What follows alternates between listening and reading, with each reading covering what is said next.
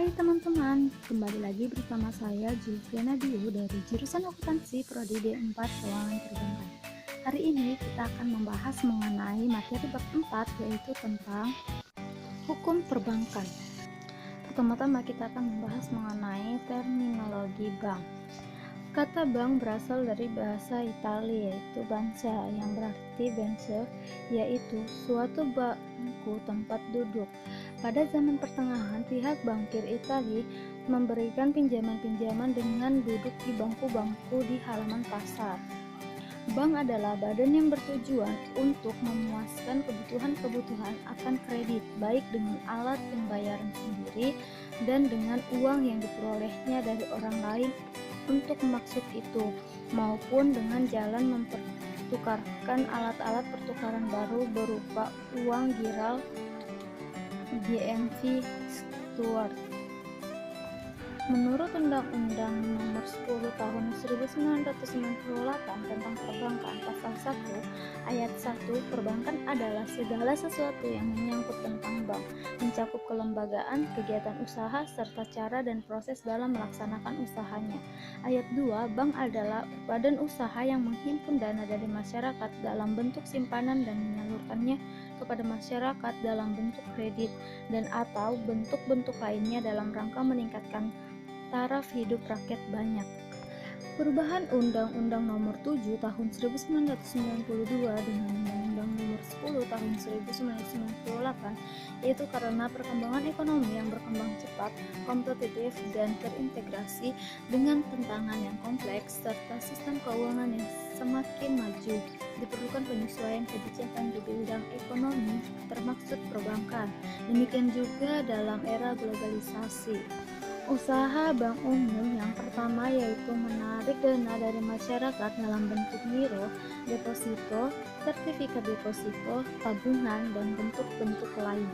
Yang kedua, menyalurkan dana lewat pemberian kredit. Yang ketiga, menerbitkan surat pengakuan hutang. Dan yang keempat, membeli, menjual, atau menjamin atas risiko sendiri dan atau atas kepentingan nasabah, yakni terhadap suatu surat berharga. Yang kelima, melakukan kegiatan dalam valuta asing. Dan yang terakhir, melakukan penyertaan modal pada bank, perusahaan lain dalam bidang keuangan seperti perusahaan leasing, modal ventura, perusahaan efek, dan asuransi, atau dalam lembaga clearing, penyelesaian, dan penyimpanan. Berikutnya yaitu bentuk hukum bank umum dan BPR. Bentuk hukum suatu bank umum dapat berupa perseroan terbatas, koperasi, perusahaan daerah. Sedangkan bentuk hukum suatu bank pengkreditan rakyat berupa perusahaan daerah, koperasi, perseroan terbatas, dan bentuk lain yang ditetapkan dengan peraturan pemerintah. Tujuannya memberikan wadah bagi penyelenggara lembaga perbankan yang lebih kecil dari bank pengkreditan rakyat, seperti bank desa, lumbung desa, badan-badan kredit desa. Usaha bank pengkreditan rakyat yang pertama yaitu menghimpun dana dari masyarakat di dalam bentuk simpanan berupa deposito berjangka, tabungan, dan atau bentuk lainnya yang dipersamakan dengan itu. Penyebutan bentuk lainnya yang dipersamakan dengan itu dimaksudkan untuk menampung kemungkinan adanya bentuk penghimpunan dana dari masyarakat oleh bank pengkreditan rakyat yang berupa dengan deposito berjangka dan tabungan, tetapi bukan giro atau simpanan lain yang dapat ditarik dengan cek. Yang kedua yaitu memberikan kredit, dan yang ketiga menyediakan pembiayaan bagi nasabah berdasarkan prinsip syariah sesuai dengan ketentuan yang ditetapkan oleh Bank Indonesia, dan yang terakhir menetapkan dananya dalam bentuk sertifikat Bank Indonesia (SBI), deposito berjangka, sertifikat deposito, dan atau tabungan pada bank lain. Dalam pasal 14 Undang-Undang Perbankan ditegaskan bahwa bank pengkreditan rakyat dilarang menerima simpanan berupa giro dan ikut serta dalam lalu lintas pembayaran. Yang kedua, melakukan kegiatan usaha dalam valuta asing. Dan yang ketiga, larangan yang dimaksud dalam huruf B ini tidak termasuk kegiatan tukar-menukar valuta asing.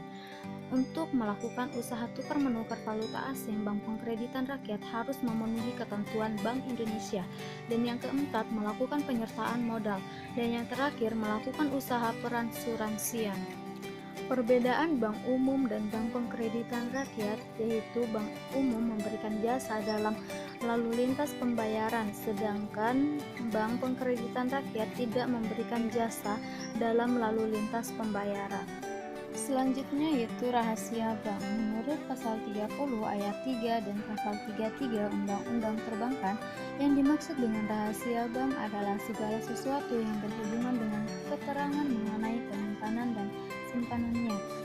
Bagi bank melanggar ketentuan di atas, maka berdasarkan pasal 40 UU nomor 10 tahun 1998, 2 sampai dengan 4 tahun penjara serta denda 4 miliar sampai dengan 8 miliar. Sanksi-sanksi hukum terhadap pelanggaran rahasia bank. Ciri khas dari sanksi pidana terhadap pelanggaran prinsip rahasia bank yaitu sebagai berikut. Yang pertama, terdapat ancaman hukuman minimal di samping ancaman maksimal. Yang kedua, antara hukuman penjara dan hukuman denda bersifat kumulatif, bukan alternatif. Dan yang ketiga, tidak ada korelasi antara berat ringannya ancaman hukuman penjara dengan hukuman denda. Prinsip hukum tentang bank berdasarkan syariah. Yang pertama, dasar hukum bank berdasarkan syariah. Undang-Undang Perbankan Nomor 7 Tahun 1992 Pasal 6 dan Pasal 13 yang membuka kemungkinan bagi bank untuk melakukan kegiatan dengan prinsip bagi hasil dengan nasabahnya. Kegiatan pembiayaan bagi hasil tersebut kemudian diperluas dengan ketentuan dalam Undang-Undang Perbankan Nomor 10 Tahun 1998 yang memperluas menjadi kegiatan ataupun dari bank berdasarkan syariat yang ditetapkan oleh Bank Indonesia. Yang kedua yaitu dasar hukum berupa perjanjian. Dan yang terakhir yaitu dasar hukum berupa syariat Islam. Yang pertama, pembiayaan yang berdasarkan prinsip bagi hasil mudharabah. Dan yang kedua, pembiayaan yang berdasarkan prinsip penyertaan modal yang disebut musyarakah.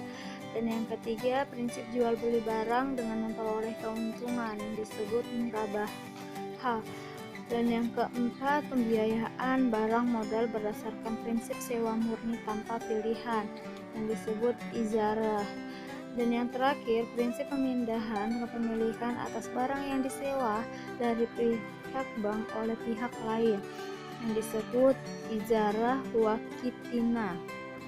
Demikian materi kali ini, kiranya dapat bermanfaat bagi kita semua. Mohon maaf bila ada salah kata yang disengaja maupun tidak disengaja. Saya pamit undur diri. Selamat siang.